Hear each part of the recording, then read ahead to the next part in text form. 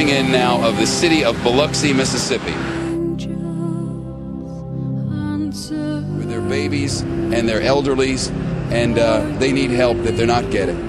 That's the fact in New Orleans tonight, Sean. Shep, how many people are you talking about on the bridge there? Because we see now, as we're on the air here this hour, the images of the convoys going in, the armed guards going in, and you see the supplies going in. Why are they not getting to that specific location? I don't know. For so great a treasure, words will never do.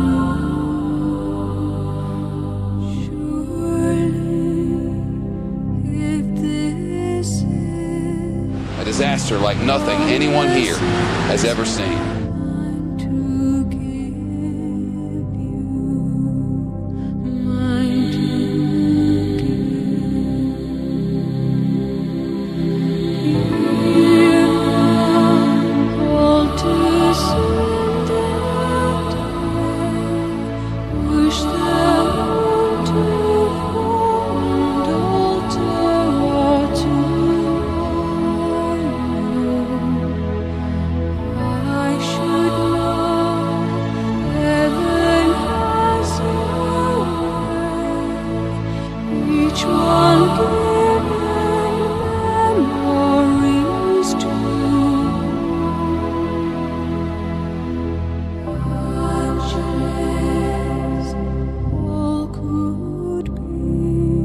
He chose someone with absolutely no credentials. And you know what? When I said to the president that he should fire Michael Brown, he said, why would I do that? I said, because of all that went wrong, with all that didn't go right last week. And he said, what didn't go right? Oblivious, in denial, dangerous.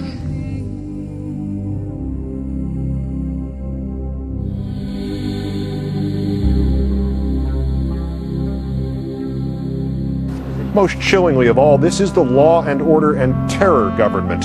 It promised protection, or at least amelioration, against all threats, conventional, radiological, or biological. It has just proved that it cannot save its citizens from a biological weapon called standing water.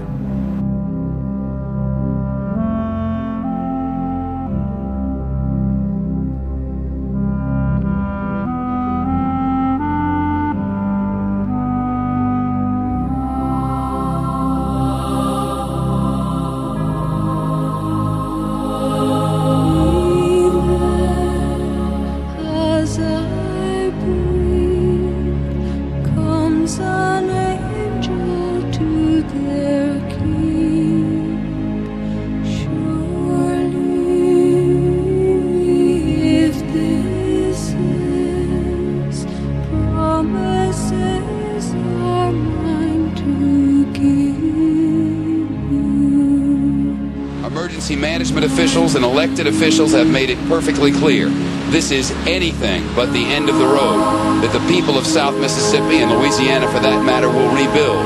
But it will certainly be a process and not an event, a lengthy, time-consuming, patience-requiring process. An infrastructure must be rebuilt. Homes must be rebuilt.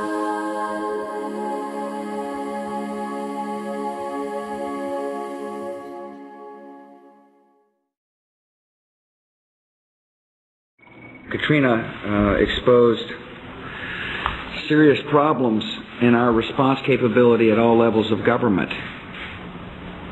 And to the extent that the federal government didn't fully do its job right, I take responsibility. I don't think anybody anticipated the breach of the levees. They did anticipate a serious storm. But these levees got breached, and as a result, much of New Orleans is flooded, and now we're having to deal with it, and will. This is not an exact science. It just depends on where the storm makes landfall, what the winds do, how well the levees hold up. There are just a lot of factors, and so our job, unfortunately, is to plan for the worst-case scenario. We believe that the levees in Jefferson Parish, with the tidal surge that is presently forecast, will be topped. All of the models available to us, all of them tell us that we can expect our community to be significantly underwater and for a number of days. I know my fellow citizens here in Arizona and across the country are saying our prayers for those affected by the Hurricane Katrina. Our Gulf Coast is getting hit and hit hard. I want the folks there on the Gulf Coast to know that the federal government is prepared to help you when the storm passes.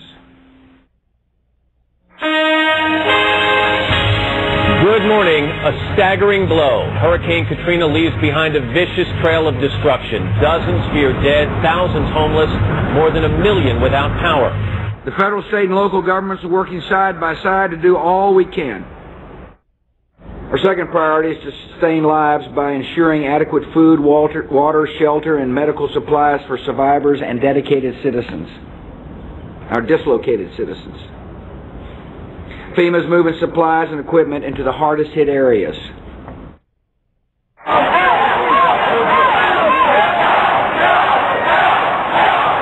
In Baghdad, they airdrop water, food to people. Why can't they do that to their own people in New Orleans?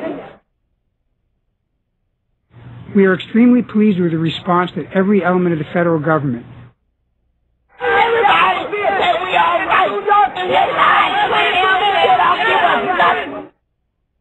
Now, of course, a critical element of what we're doing is the process of evacuation and securing New Orleans and other areas that are afflicted. And here the Department of Defense has performed magnificently, as has the National Guard, in bringing enormous resources and capabilities to bear in the areas that are suffering.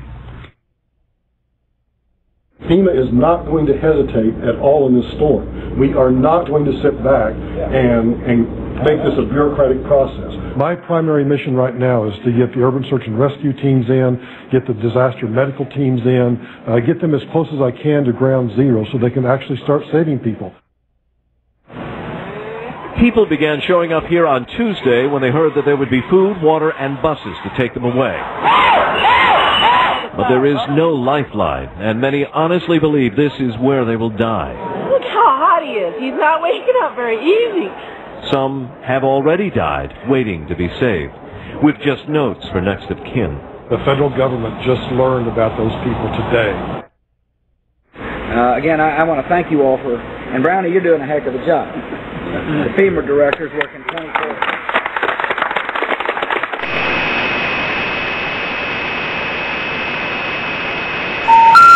The number you have reached, 911, has been changed to a non-published number.